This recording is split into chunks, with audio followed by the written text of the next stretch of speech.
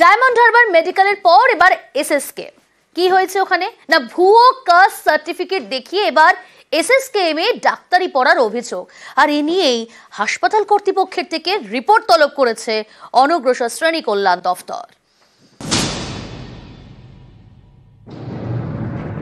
ভুয়ো caste certificate, সেই certificate দেখিয়ে ডাক্তারি পড়ছেন। সম্প্রতি এই অভিযোগ ওঠে ডায়মন্ড হারবার মেডিকেলে। এবার একই অভিযোগ উঠল এসএসকেএম এ, যা নিয়ে নতুন করে শোরগোল। জাল কাস্ট সার্টিফিকেট দেখিয়ে এসএসকেএম এ একজন ডাক্তারি পড়ছেন। সম্প্রতি এই অভিযোগ পায় অনগ্রসর শ্রেণী কল্যাণ দপ্তর। এই অভিযোগ পেয়েই তারা তৎপর হয়। সংশ্লিষ্ট পড়ুয়ার কাস্ট সার্টিফিকেট আসল নাকি ভুয়ো জানতে চেয়ে এসএসকেএম হাসপাতাল কর্তৃপক্ষকে চিঠি দিয়েছে অনগ্রসর শ্রেণী কল্যাণ দপ্তর। এর আগে ভুয়ো এসটি সার্টিফিকেট দেখে ডায়মন্ড হারবার মেডিকেলে ডাক্তারি পড়ার অভিযোগ ওঠে। কারচুপি করে এসটি সার্টিফিকেট তৈরি করেন রাজারহাটের যুবক। সেই সার্টিফিকেট দেখিয়ে ভর্তি হন ডায়মন্ড হারবার মেডিকেল কলেজে। এ নিয়ে পুলিশের কাছে অভিযোগ দায়ের করে স্বাস্থ্য দপ্তর। অভিযুক্ত পড়ুয়ার ভর্তি প্রক্রিয়া বাতিল করে দেয় ডায়মন্ড হারবার মেডিকেল। এবার ভুয়ো কাস্ট সার্টিফিকেটে এসএসকেএম এ ডাক্তারি পড়ার অভিযোগ। হাসপাতাল কর্তৃপক্ষের থেকে রিপোর্ট তলব অনগ্রসর শ্রেণী কল্যাণ দপ্তরের। অভিযোগ পাওয়ার পরই রাজ্যের অনগ্রসর শ্রেণী কল্যাণ দপ্তরের প্রাথমিক তদন্তে জাল কাস্ট সার্টিফিকেটের তথ্যই উঠে আসছে।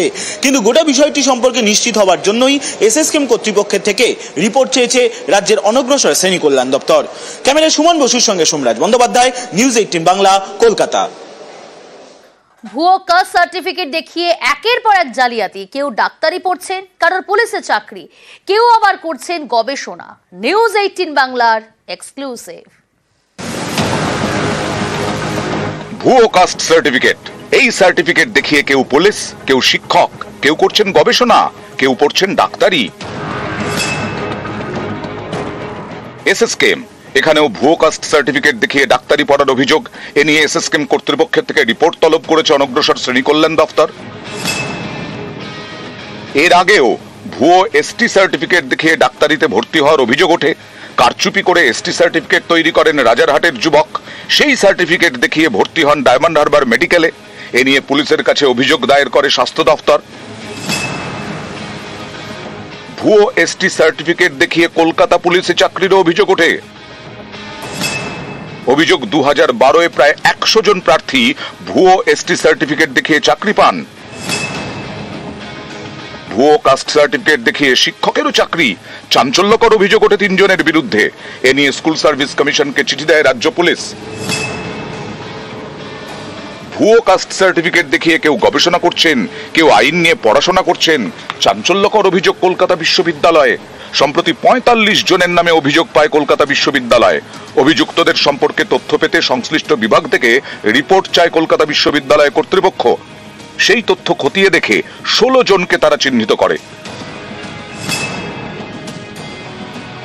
ভুয়ো কাস্ট সার্টিফিকেট দেখিয়ে মালদায় প্রাথমিক স্কুলের শিক্ষক।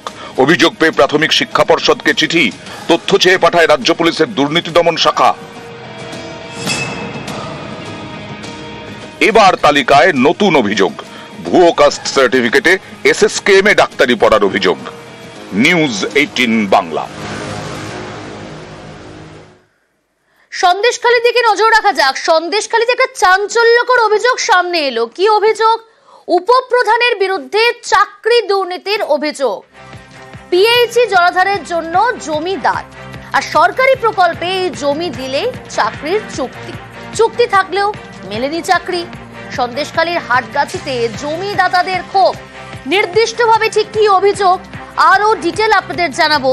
জিয়াউল রয়েছে আমার সঙ্গে। জিয়াউল, জমিদাতাদের কি অভিযোগ?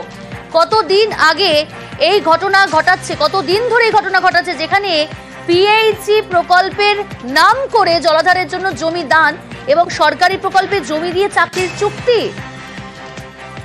একদম, দেখো, বছর 4 আগেই চুক্তি হয়, অর্থাৎ জনস্বাস্থ্য দপ্তরের আধিকারিক জনস্বাস্থ্য দপ্তরের অধীনে অর্থাৎ পিএইচই যে জলধর প্রকল্প এবং এই যে জলধর প্রকল্পের যে রিজার্ভার, সেই রিজার্ভার তৈরি করতে গেলে জমিদাররা তারা 1 বিঘা জমি দেন, তার পরিবর্তে সেই পরিবার দুজন করে ব্যক্তি চাকরি পান, এমনটাই কিন্তু চুক্তিবদ্ধ হয়।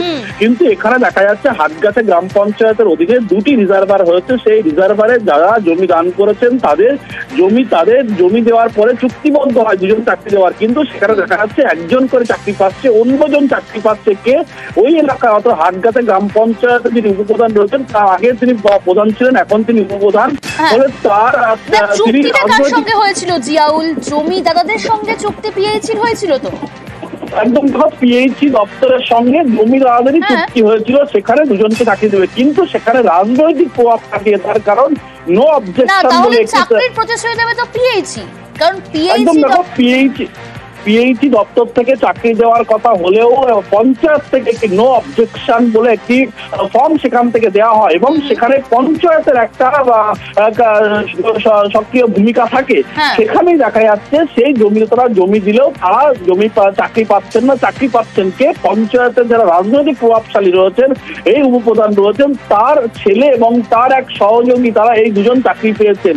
ফলে তারা বারংবার পিএইচি দপ্তরে গেছেন। পিএইচি দপ্তরও কিন্তু অভিযোগ শুনেছেন, একাধিক দপ্তর অভিযোগ শুনেছেন, কিন্তু যারা চাকরি জমি তারাই চাকরি পাওয়ার কথা। কিন্তু কিভাবে এই পঞ্চায়েতের উপপ্রধানের ছেলে এবং তার একজন সহকারী চাকরি পেলেন তা নিয়েও কিন্তু পিএইচি দপ্তর স্পষ্ট করে মুখ খুলতে চাইছেন না এবং তারা খোঁজ নিয়ে দেখবেন এমনটাও কিন্তু জানিয়েছেন। কিন্তু যেভাবে এই চাকরি দেওয়ার নাম করে অন্যজন, অর্থাৎ চাকরি নিয়ে অন্য পঞ্চায়েতের উপপ্রধান তিনি রাজনৈতিক প্রভাবে চাকরি নিজের নামে করে নিলেন, যা ইতিমধ্যেই ক্ষোভ উঠতে শুরু করেছে। ইতিমধ্যে কিন্তু একাধিক দপ্তর, একাধিক কতদিন ধরে কাজ করছে উপপ্রধানের ছেলে, এই যে প্রভাব খাটিয়ে চাকরি পেল উপপ্রধানের ছেলে, কতদিন চাকরি করছে? দেখো, এখনো পর্যন্ত এখানে বছর 3 আগে চুক্তিবদ্ধ হলেও ইতিমধ্যে কিন্তু প্রায় 1 বছর ধরে সেখানে চাকরি করছেন। পঞ্চায়েতের উপপ্রধানের স্পষ্ট দাবি, তিনি চুক্তিবদ্ধ হলেও, অর্থাৎ এই জমি মালিকরা পিএইচির সঙ্গে চুক্তিবদ্ধ হলেও তাদের নাকি 1জন করে চাকরি দেওয়ার কথা, 1জন নাকি তার নিজের চাকরি দিয়েছেন, এমনটাও কিন্তু পঞ্চায়েতের উপপ্রধান স্পষ্ট করলেন। কিন্তু ইতিমধ্যে কিন্তু ক্ষোভ উঠতে শুরু করেছে, তার কারণ চাকরি দেওয়া যাদের জমি, তারা 1 বছর ধরে এই সমস্যায় ভুগতে হচ্ছে জমিদাতাদের। চাকরির প্রতিশ্রুতি দিয়েও চাকরি পাননি, উল্টে উপপ্রধান নিজের প্রভাব খাটিয়ে নিজের ছেলেকে চাকরি করে দিয়েছে। এখানে কিন্তু স্বাভাবিকভাবেই পিএইচি দপ্তরের ভূমিকা নিয়েও প্রশ্ন উঠে আসছে। জমিদাতারা কি বলছেন, কি অভিযোগ করছেন, আসুন শুনে নেওয়া যাক। এবার আমাকে যখন জমি দেওয়ার কথা বলা হয়, 1 বিঘা জায়গা দিলে 2টো চাকরি দেবো, সেই কথা বলেছে, সেই হিসাবে আমি দিয়েছি। দেওয়ার পরে আমাকে একটা চাকরি দিয়েছে, আর একটা চাকরি কাদের ভাই একটা অন্য গ্রাম থেকে এনে লোক দিয়ে কাজ করাচ্ছে। আমি চাইছি আমার ছেলের জন্য একটা চাকরি হোক, আমার ছেলের জন্য একটা চাকরি আমার হয়েছে, আমার ছেলের জন্য একটা চাকরি দেয়, এটাই আমি চাইছি। অবিলম্বে আমার ছেলের যদি না চাকরি দেয়, আমার জায়গা আমার ফেরত দিয়ে 2.5 কাঠা জায়গার মধ্যে আমার চাকরি আমার থাকবে। আমার এই বাকি যে ট্যাঙ্কি হচ্ছে 1 বিঘা, এর জায়গা আমি আর দেবো না, এখানে আমি আর কি করতে দেবো না। যেমনটা বলছিলাম, যে অভিযোগ করছিলেন জমিদাতারা, অর্থাৎ উপপ্রধান সন্দেশখালী হাটগাছা গ্রাম পঞ্চায়েতের উপপ্রধান আব্দুল কাদের মোল্লা, তিনি এই অভিযোগ অস্বীকার করছেন। কি বলছেন তিনি, শুনুন। আমাদের কানমারি জোন 2 এর যে নাজিমুল শেখের যে ওকে কাজ দিয়েছি, এই জায়গাটা তো ওর না, আমি সেই সময় আমার কাছে থাকতো, সেই হিসেবে পঞ্চায়েতের জায়গা আমি সেই জন্য ওকে এটা বলেই দিয়েছিলাম যে 5 বছর তুই করবি, 5 বছর পরে অন্য কেউ আবার করবে। এইবার ও দেখছে যে ও যখনই মেয়াদ শেষ হয়ে গেছে, এবার তো অন্য কাউকে দেবে। আশুতোষ ওর নিজের জায়গা, কিন্তু আশুতোষের সঙ্গে কোথাও এরকম বলা নেই যে ও 2টো কাজ পাবে। ওদের যদি কোনো ডকুমেন্টস থাকে এগ্রিমেন্টের, আমার বিরুদ্ধে মামলা করুক, আমি কোর্টে জবাব দেবো।